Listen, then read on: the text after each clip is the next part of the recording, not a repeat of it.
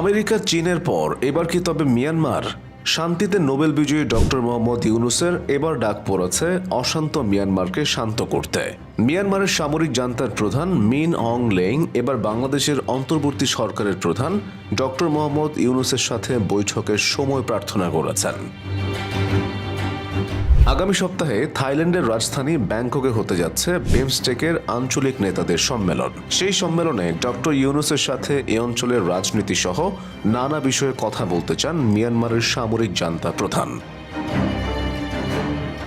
Reuters সূত্রে জানা যাচ্ছে, পশ্চিমা বিশ্বের নিষেধাজ্ঞার মধ্যে আছে মিয়ানমারের সামরিক জান্তা।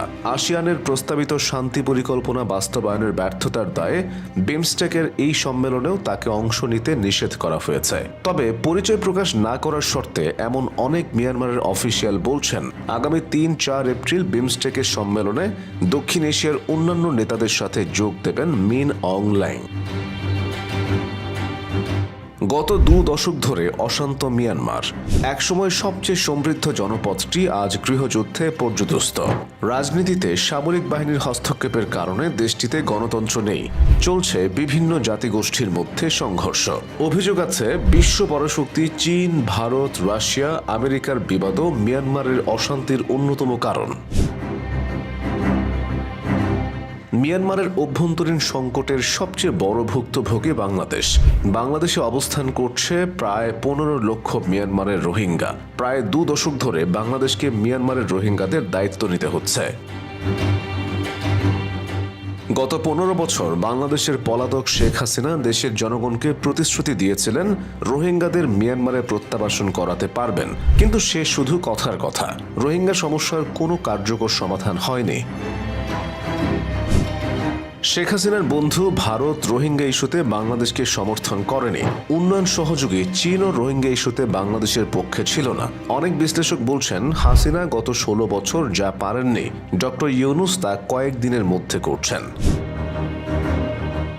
ডক্টর ইউনূসকে শুধু বাংলাদেশের জনগণ শ্রদ্ধা করে এমন নয়, তার সাথে পলাতক হাসিনা এবং তার বন্ধু ভারতের মোদি ছাড়া আছে সমগ্র বিশ্ব।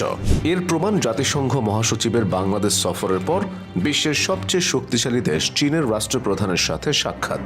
অনেকে বলছেন, এই ২ ঘটনায় চাপে আছে মিয়ানমারের সামরিক জান্তা।